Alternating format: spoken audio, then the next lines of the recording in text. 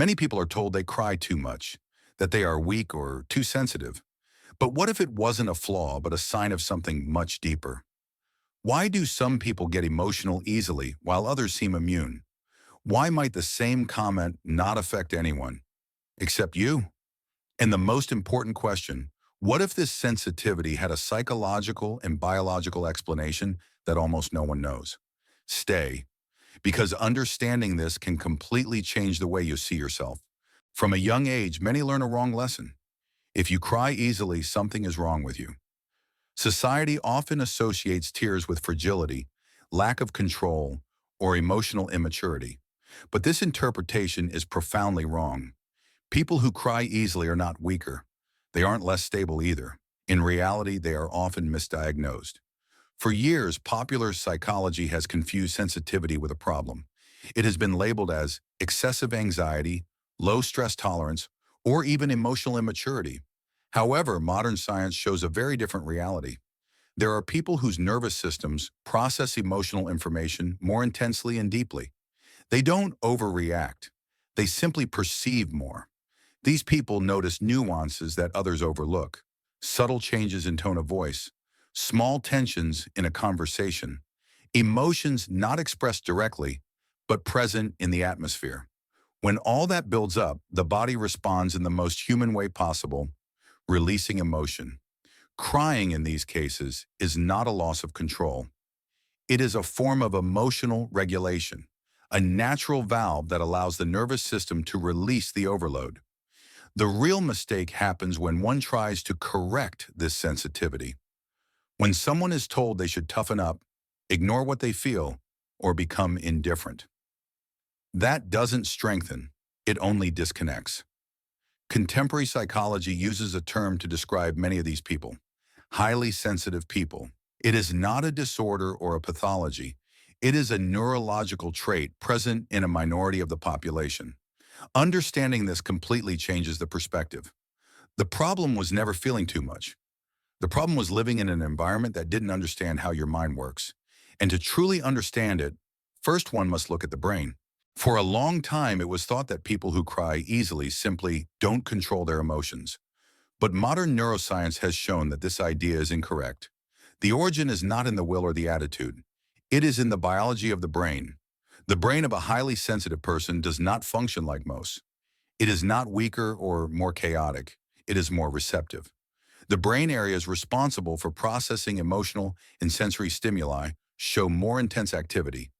This means that information doesn't just pass by. It is analyzed. It is connected. It is integrated with memories, past experiences, and deep meanings. To understand it better, imagine two cameras. One records in basic resolution. The other records in ultra-high definition. Both record the same scene, but the second one captures every shadow, every nuance, and every detail invisible to the first. That is what happens in this type of brain. It does not exaggerate reality. It perceives it with greater depth. That's why a seemingly small situation can generate an intense emotional response. Not because it is insignificant, but because the brain is processing it at multiple levels at the same time. Emotion, memory, meaning, and future consequences are activated simultaneously.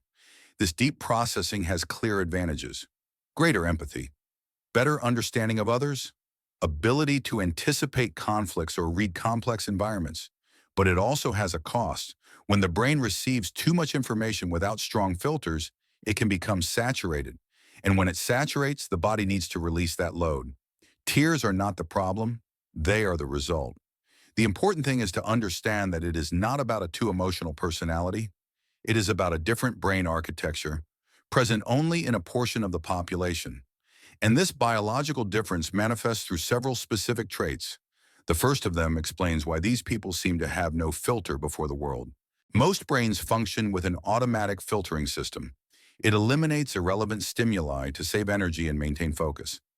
Background noises, minor visual details, and mild emotions usually stay out of consciousness. In highly sensitive people, this filter is much weaker. This phenomenon is known as low latent inhibition. It doesn't mean the brain is defective. It means it lets more information through. Every sound, every gesture, every change in the environment enters with more force. Nothing is discarded quickly. Everything is registered. That's why these people can feel overwhelmed in noisy places or with many people. It is not a lack of tolerance. It is a real overload of the nervous system. This trait explains why the world can feel so intense. While others ignore most stimuli, the sensitive brain processes them all at once. The experience is richer, but also more demanding. The interesting thing is that this same characteristic is linked to creativity and the ability to find connections that others don't see. By not filtering as much, the brain can combine ideas, emotions, and stimuli in unique ways. Many artists, thinkers, and highly intuitive people share this trait. However, the price is high. The constant accumulation of stimuli generates mental fatigue. The body needs more frequent breaks to recover balance. When this saturation is not managed, the nervous system looks for a way out. Sometimes it is isolation, other times it is crying, not as weakness, but as a discharge mechanism. This trait cannot be trained or eliminated. It is part of the brain's basic configuration. Trying to toughen up only increases internal stress. Understanding this first trait allows the narrative to change. It's not about learning to feel less. It's about learning to protect a system that feels more. And this is just the beginning. The second trait explains why these people not only perceive emotions, but live them as their own. When you watch someone smile, your brain automatically activates the same circuits you would use when smiling yourself.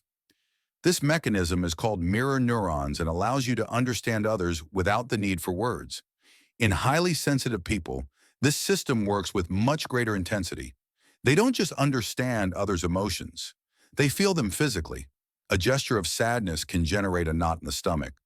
Another person's tension can become pressure in the chest. The body reacts as if the emotion were its own.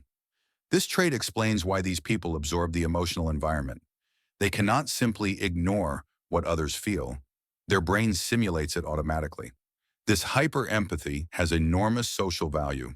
It allows for detecting conflicts before they explode, understanding unexpressed emotional states, offering genuine support when others don't even know what they feel. But it also has a cost. Being surrounded by stressed, angry, or sad people can be exhausting.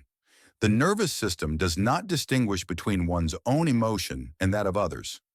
Over time, this accumulation can generate emotional exhaustion, anxiety, or a constant need for isolation, not out of rejection of others, but for self-protection.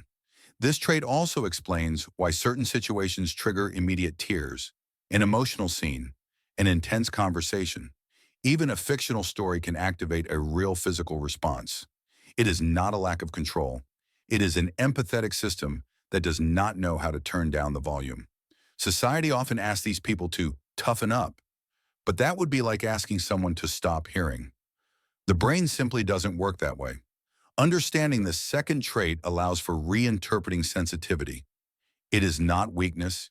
It is an extraordinary capacity for emotional connection. And there is still a third trait, perhaps the most misunderstood. One that explains why these people seem to think too much before acting. Often they are told they think too much, that they analyze every detail, that they take too long to make simple decisions. But this apparent slowness is not indecision, it is depth of processing.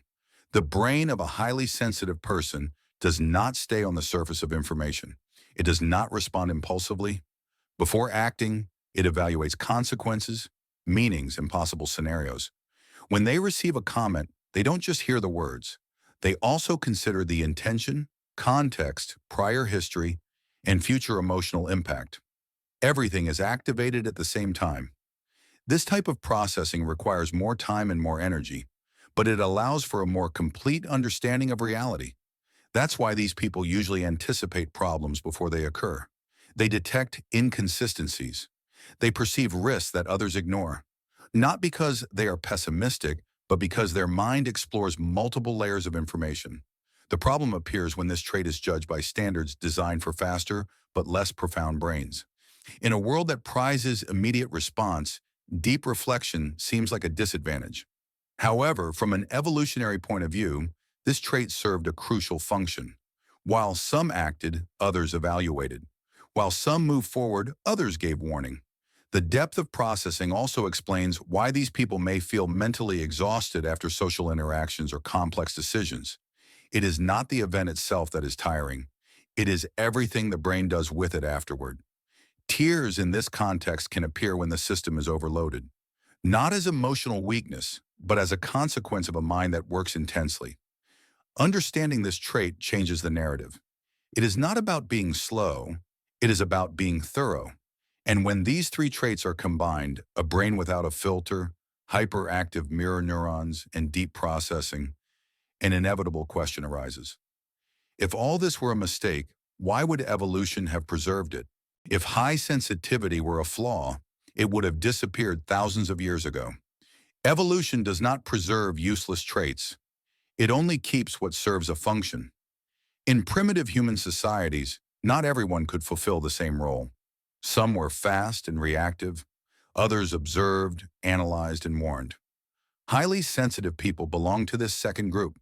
Their ability to perceive minimal changes in the environment was crucial. A strange sound in the night, an unusual tension in the group, an early sign of danger that others ignored. While some acted, others anticipated. While some attacked, others evaluated risks. This balance increased the group's chances of survival. Sensitivity also strengthened social bonds. Detecting unexpressed emotions allowed for resolving conflicts before they escalated. Caring for vulnerable members of the group, maintaining internal cohesion. In that context, sensitivity was not a burden. It was a strategic advantage. The problem arose with the modern world. Noisy cities, constant stimulation, pressure to perform without pause. The current environment is designed for brains resistant to sensory overload, not for those who process everything with greater depth. That's why many sensitive people feel out of place, not because they are poorly adapted, but because the environment stopped being compatible with their neurological design. Evolution did not make a mistake. We simply have not yet built a society that understands this type of mind. Understanding this allows one to stop seeing oneself as an anomaly. Sensitivity is not a personal failure. It is a trait that made sense and still does in the right context. And to close this journey, there remains one last key idea, a metaphor that explains better than any diagnosis how this type of sensitivity really works. Imagine two plants growing in nature. One is a dandelion. It can grow almost anywhere. It resists wind, cold, and lack of care. The other is an orchid. It needs specific conditions to bloom, the right light, the correct humidity, a stable environment. For a long time, it was believed that the dandelion was the strong plant and the orchid the fragile one. But when the orchid receives the right environment, it does not just survive. It blooms with extraordinary complexity and beauty. Highly sensitive people function in the same way. They are not less resilient. They are more dependent on the environment. In hostile, noisy, or emotionally chaotic environments, they wither. Not because they are weak, but because their nervous system is designed to process more information. The constant overload takes its toll. But in the right environments, these people usually stand out. Deep empathy, high creativity, capacity to understand complex human nuances, artistic and emotional sensitivity. This metaphor explains something fundamental. You don't need to become tougher.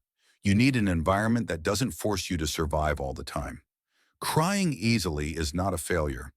It is a sign that your system responds intensely to the world. The key is not in repressing it, but in learning to manage it. Understanding your sensitivity allows you to make more conscious decisions, choosing your spaces better, regulating your stimuli, protecting your emotional energy. When you stop fighting against your nature, something changes. Sensitivity stops being a burden and becomes a tool. The problem was never feeling too much. The problem was living in a world that didn't know what to do with someone who feels this way.